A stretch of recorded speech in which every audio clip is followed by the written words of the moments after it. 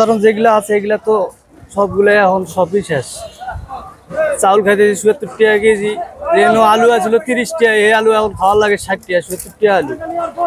যেন তেল খাইতাম ৭০ টাকা কেজি, এখন খাওয়ার লাগে ২০০ টাকা, ৮০ টাকা। সব জিনিসের দাম বাড়ছে না, আমরা তো সাধারণ লোক তো মরে শেষ। ইনকাম কেমন? ইনকাম তো মামা এখন চলো কেন, গ্যারেজ বিল দেওয়ার লাগে ১০০, সারাদিন যে পরিশ্রম করতেছি এটা তো খাওয়ার লাগে। মানে ভাত বিল দেওয়ার লাগে ২ বেলায় মনে করেন ২০০ টাকা, গ্যারেজ বিল হলে ১০০ টাকা, ৩০০ টাকা। এনে যদি ১০০০ টাকা বা ১২০০ টাকা কষ্ট করে দিল মারি, ওই বাসায় যাইতে যাইতে থাকে কিন্তু ৫০০-৬০০ টাকা। এর মধ্যে কি চাল ডাল তো আছে, এগুলা প্রতিদিন তো এক সমান কামাই হয় না। রুম ভাড়া দিতে হয়, রুম ভাড়া তো দেওয়ার লাগে। কেমন দিতে হয়? রুম ভাড়ায় একটা রুমত মনে করো ৩০০০ ৩৫০০ টাকা রুম ভাড়া, পানির বিল আলাদা, কারেন্ট বিল আলাদা। গত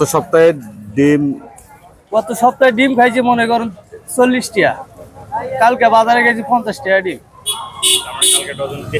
হ্যাঁ, এদিকে অন্য বাজার আলু পেঁয়াজ সবগুলারে বাজার চড়া, খুব সবগুলারে বাজার চড়া। তাতে এই যে আয় দিয়ে কি সংসার ঠিক মতো চলতেছে? ওতে আল্লাহ পাক চলাইতেছে। কষ্ট হয়? কষ্ট হয় সাধারণ মানুষের, আল্লাহ তাআলা এখন চলাইবো, তাছাড়া আর কি করার। আপনার পরিবারের সদস্য সংখ্যা? আমাদের সদস্য হইলো, আমাদের পরিবারের ভিতরে সদস্য হইলো ৫ জন, আমরা বাম্মা দিয়ে ৭ জন আমরা।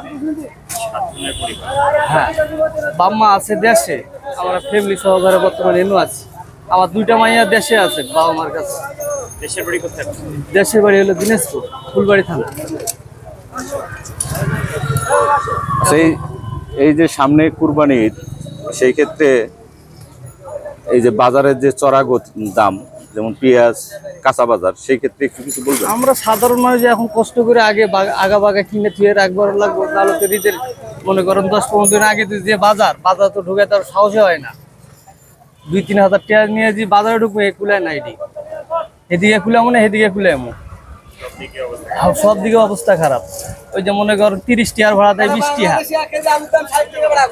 ৩০ টাকার ভাড়া চাইলে বেড়াই ৩০ টাকা ভাড়াই দেয়া, ২০ টাকা ভাড়া, ৩০ টাকা হবে। বাজারে গেলে তো এই কথা সাহস করে না।